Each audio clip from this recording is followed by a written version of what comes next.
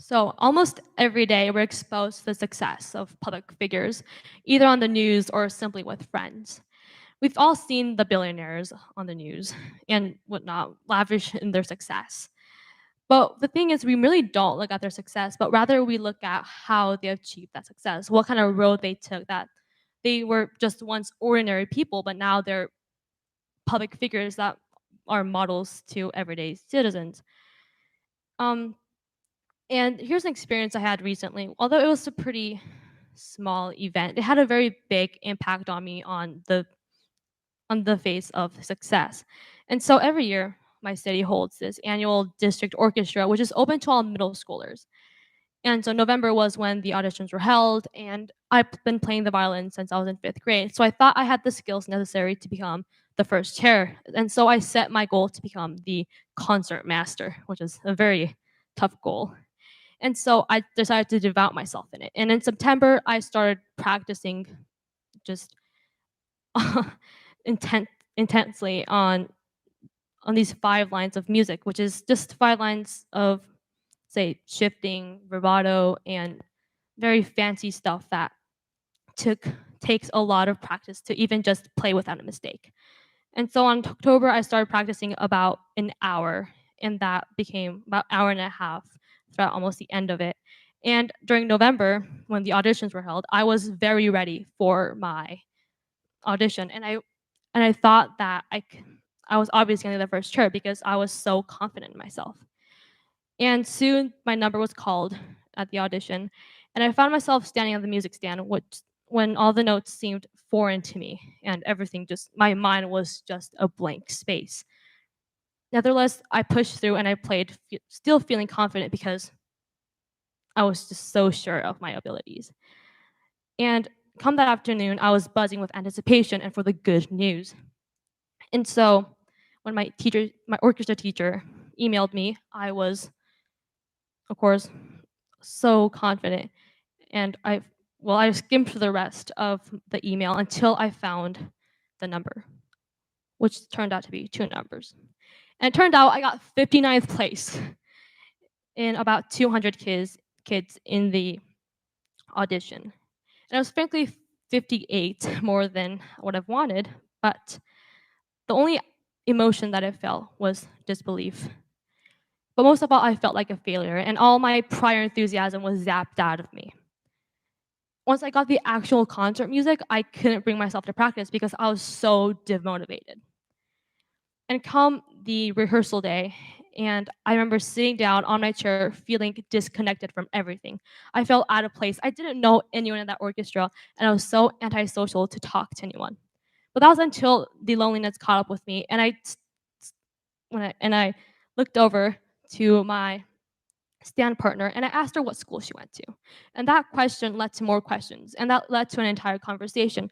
And throughout the 3 days of rehearsal, I found myself not only enjoying talking to her, but I realized I enjoyed the whole entire experience, even if it was just a boring part. And I found myself during the concert sad that that rehearsal had ended and I couldn't see her anymore and I couldn't play anymore. But mostly I felt happy that rehearsal went so well and concert went so well, and I felt successful. Of course, this story isn't that awe-striking or that inspiring, but it's here where I truly learned what success was.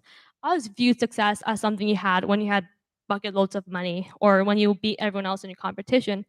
But I realized it's not always about winning, and it's definitely not as objective or quantifiable as we make it out to be. But first, we need to understand what success really is. Through a lot of thinking, I found 2 kinds of success. There are perhaps more, but these to me were the most relevant. And the first is what we see in public figures and what we envy so much, which is materialistic success, which goes by the general, the richer you are, the more successful you are. And this is usually what comes to mind when we think about success. The second one is a lot more subjective, a bit emotional even. And this is success acquired by happiness. It's certainly a more hedonistic or even utilitarian approach. But the thing is, people don't really want to be millionaires just to be millionaires. They want to be millionaires so that they can, say, buy pretty things and feel a satisfaction from it. We set goals and try our best to achieve them so that we can feel satisfied. There may be some materialistic gain from it, but there's also this factor of satisfaction. And so this type of success for me is what I deem as true success, or a more wholesome success. And in order to achieve this success, there are a lot of factors needed, and things such as effort, self-initiation, even luck account towards getting success.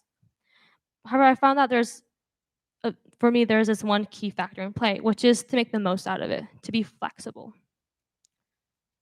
And there is a famous poem by Robert Frost, The Road Not Taken, which is summarized as a man facing a fork in the roads. And this poem is sometimes confused as the road less traveled, which makes people misinterpret the story as how the lesser taken option is somehow the more successful option, the more better option. But that's not the whole point of the poem. The actual highlight of the poem is more about the impact of our decisions. And even though we don't know what the end of the road is, we have to trust that it's the right decision. There's still some things we won't be able to experience from the road not taken, but that also pushes us to savor fully the road that we actually took. And so my parents took me out hiking a lot last year. And one thing I've noticed is that, especially in the long, grueling ones, there are bits where the road is so rocky, but there's also bits where it's very smooth. There's a lot of uphills and there's a lot of downhills. And the trail literally has its ups and downs, its spikes, and its curves. And honestly, the figurative road to success isn't as different as the realistic road. And like my story, once I took the road to get this goal to get into the orchestra, it probably started out smooth and uphill. And as I started practicing, my confidence went up, and so did my ability to play. However, that took a downturn when I got my result. But I was flexible enough to morph this situation to my benefit. I was able to step out of my comfort zone, and that did everything for me. And I gained valuable friendships, and I had an actual good time, which was success. And of course, it wasn't the success I was looking for when I initially started, but it still was an achievement for me. It was a win. And the thing is, the flexibility allows us to morph the situation to our benefit. It will mostly lead us to some sort of success, even if it's not the one we initially wanted. It gives us the ability to change the final product, no matter how bad the given cards are. And with this, we can maximize the road and live it to our fullest. Of course, it's unlikely that we'll be billionaires in the future, but that doesn't mean we can't enjoy our little own successes and look back at the long-winded road with its ups and downs, its uphills, and its spikes and its curves. Thank you.